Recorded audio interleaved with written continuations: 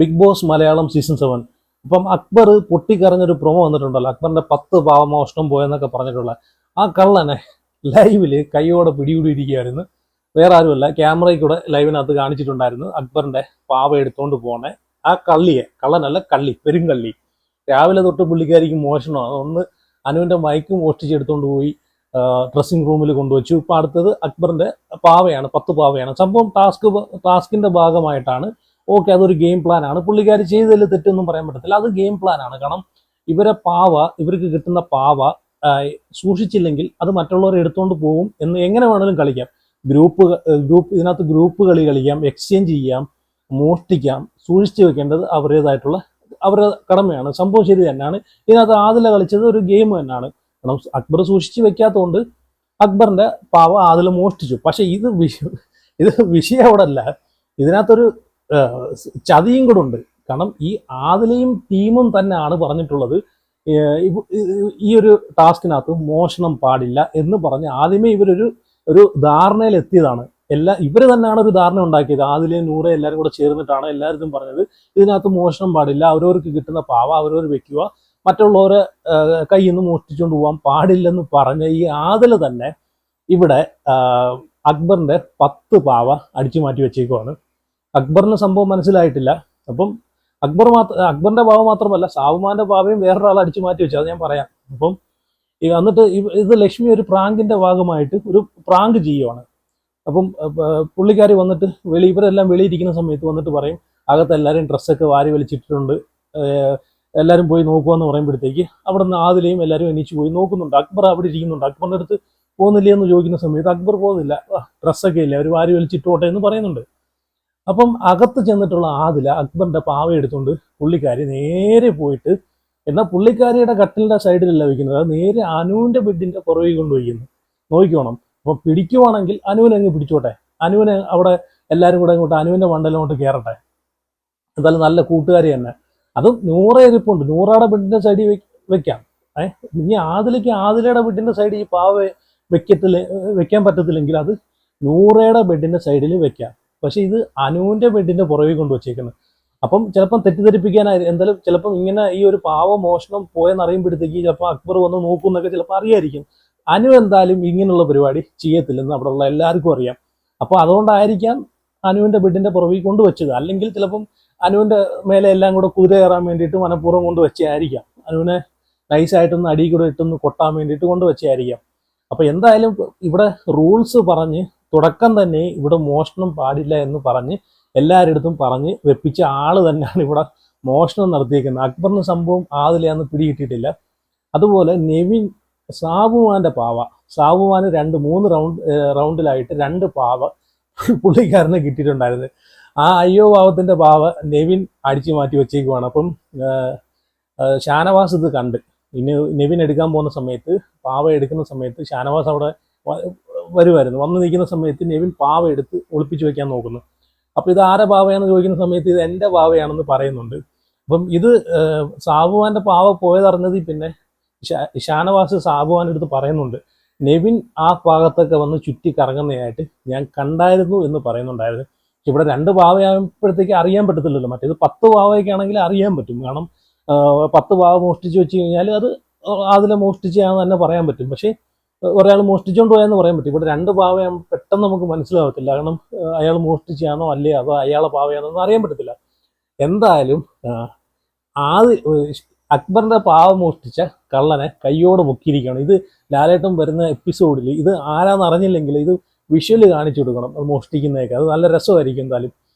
അപ്പം ഇത് ഗെയിമിന്റെ ഭാഗമായിട്ട് ഇങ്ങനെ ചെയ്യാം, മോഷണം ചെയ്യാം. പക്ഷെ അതൊരു ആദില കളിച്ചൊരു ഗെയിമാണ്, നല്ലൊരു ഗെയിം ചേഞ്ച് ആണ് നമ്മുടെ പുള്ളിക്കാരി വരുത്തിയത്.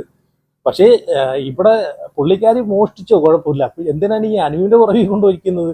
അതുപോലെ വേറൊരു പുള്ളിക്കാരി തന്നെ ഈ ഇവിടെ മോഷ്ടിക്കാൻ പറ്റത്തില്ല എന്നൊക്കെ പറഞ്ഞിട്ട് ആദില തന്നെ ഇവിടെ മോഷ്ടിച്ചിരിക്കുകയാണ്. പിന്നെ അതല്ല, ഏറ്റവും വലിയ കോമഡി എന്ന് വെച്ച് കഴിഞ്ഞാൽ കൊച്ചു പിള്ളേരെ പോലെ ഒരാൾ കടിക്കുന്നു, ഒരാൾ അടിക്കുന്നു. ഇവിടെ അനീഷ് അക്ബറിന്റെ കയ്യിൽ കയറി കടിക്കുന്നു പാവ പിടിക്കാനെ കൊണ്ട്. അപ്പൊ ആദ്യം ഒരു പാവ അക്ബർ പിടിച്ചു വെച്ചേക്ക് ഇത് ടാസ്കിന്റെ അവസാനത്തെ റൗണ്ടിലാണ് ഇത് സംഭവം നടക്കുന്നത്.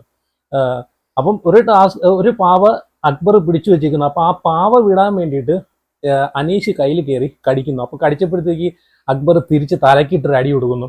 അങ്ങനെ അവർ രണ്ടും അങ്ങോട്ടും ഇങ്ങോട്ടും സംസാരമാവുന്നു. അപ്പോൾ ആ ഒരു ഗെയിമിന്റെ ഭാഗമായിട്ടാണ്, പക്ഷെ ഇതൊരു ഫിസിക്കൽ അസാൾട്ട് തന്നെയാണ്. അതുമാത്രമല്ല അനീഷിന്റെ ഭാഗത്ത് നിന്ന് ഇതിനു മുമ്പ് ഇങ്ങനെ സംഭവം ഉണ്ടായിട്ടുണ്ട്. മിക്കവാറും ലാലേട്ടൻ വരുന്ന എപ്പിസോഡിൽ അനീഷിനെ പൊരിക്കാനുള്ള എല്ലാ വകുപ്പും ഇതിനകത്തുണ്ടായിരുന്നു. കാരണം ഇതിനു മുമ്പും, കാരണം ടാസ്ക് തുടങ്ങിക്കഴിഞ്ഞാൽ പിന്നെ അനീഷ് അങ്ങോട്ട് ഭയങ്കര സ്പിരിറ്റ്, സ്പോർട്സ്മാൻ സ്പിരിറ്റ് പോലെയാണ്.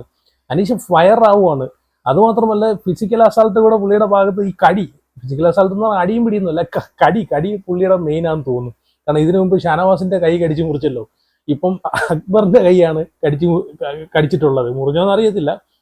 അപ്പം അപ്പം കടിച്ചതിന്റെ ഭാഗമായിട്ട് തലയ്ക്ക് തിരിച്ചിട്ടൊരു അടി അടിക്കുന്നത്. അപ്പം അനീഷ് പറയുന്നുണ്ട്, ഇനി അക്ബർ അല്ല, ഇനി അക്ബറിന്റെ മേലുള്ള ഏതവം വന്നാൽ പോലും ഞാൻ പ്രതിരോധിക്കുമെന്ന് പറഞ്ഞിട്ടൊക്കെയാണ് കടിക്കുന്നത്. മിക്കവാറും ഈ ഒരു കടിയുമായിട്ട് ബന്ധപ്പെട്ട് ലാലേട്ടൻ വന്ന് അനീഷിനെ പുരയ്ക്കാനുള്ള എല്ലാ ചാൻസും കാണുന്നുണ്ട്. കാരണം ഇതൊരു രണ്ടാമത്തെ പ്രാവശ്യം ഒന്നും ഇങ്ങനെ സംഭവിക്കുന്നത്. രണ്ടു മൂന്ന് വട്ടമായി.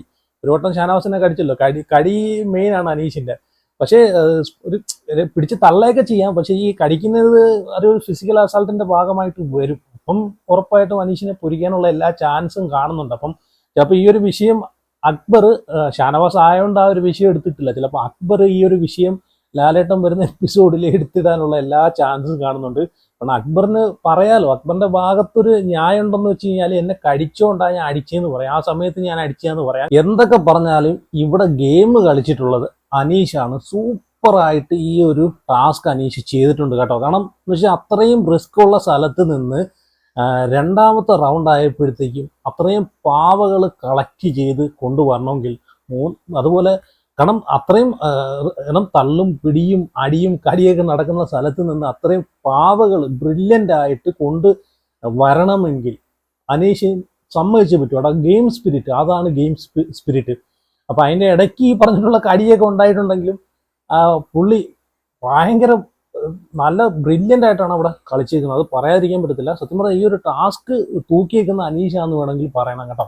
അത്രയും പാവകളൊക്കെ കളക്ട് ചെയ്ത്, ഇനി അതല്ല, ഇതിൽ ഏറ്റവും വലിയ കോമഡി എന്ന് വെച്ച് കഴിഞ്ഞാൽ ഇത് ഇത്രയും പാവകൾ സൂക്ഷിക്കണം, അതാണ് പ്രശ്നം. കാരണം നെവിനെ പോലത്തുള്ള കള്ളനും അതുപോലെ ആതിരയെ പോലത്തുള്ള കള്ളിയൊക്കെ അവിടെ നിൽക്കുന്ന സമയത്ത് ഈ പാവകൾ സൂക്ഷിക്കണമല്ലോ.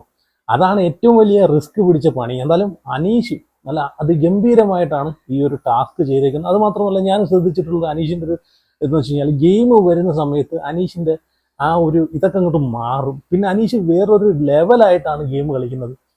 ഗെയിമിന് കാരണം അങ്ങനെ വേണം, അത് സ്പിരിറ്റാണ്. കാരണം സ്റ്റാർട്ടിങ്ങിലെ അനീഷ് പറഞ്ഞു എൻ്റെ പറത്തങ്ങണം തൊട്ട് കഴിഞ്ഞാൽ ഇവിടെ ചോര പൊടിയുമെന്ന് പറഞ്ഞായിരുന്നു. അപ്പൊ അതൊരു ഗെയിമിന്റെ ഒരു സ്ട്രാറ്റജിയാണ്. കാരണം അത് അങ്ങനെ പറയുമ്പോഴത്തേക്ക് ആൾക്കാർ പേടിച്ചിട്ട് പിന്നെ പുറത്ത് തൊടാനും ഇടിക്കാനും നിൽക്കത്തില്ലല്ലോ. അപ്പൊ അതാണ് ബ്രില്യൻ്റ് ആയിട്ടാണ് അനീഷ് കളിച്ചതും അത്രയും പാവകള് അനീഷ് വാരി കൂട്ടിയതും. ഇനി അത് കൊണ്ടിട്ട് ഒളിപ്പിക്കുന്നത് അതിലും വലിയ പാടാണ്. ഇത്രയും പാവകളൊക്കെ ഇവിടെ കൊണ്ട് ഒളിപ്പിക്കും. കാരണം അതല്ല, അതിന് കാവലിരിക്കേണ്ടി വരും. അല്ലെങ്കിൽ ഈ നെവിനെ പോലത്തുള്ള ടീമുകളൊക്കെ ഉണ്ടല്ലോ, അടിച്ചു മാറ്റിക്കൊണ്ട് പോകുന്ന പരിപാടിയൊക്കെ ഉണ്ടല്ലോ. അപ്പം എന്തായാലും സംഭവം അനീഷ് കൊള്ളായിരുന്നു. അപ്പോൾ എന്തായാലും നിങ്ങളുടെ അഭിപ്രായങ്ങളൊക്കെ ഉറപ്പായിട്ടും കമന്റ് ചെയ്യുക. അപ്പം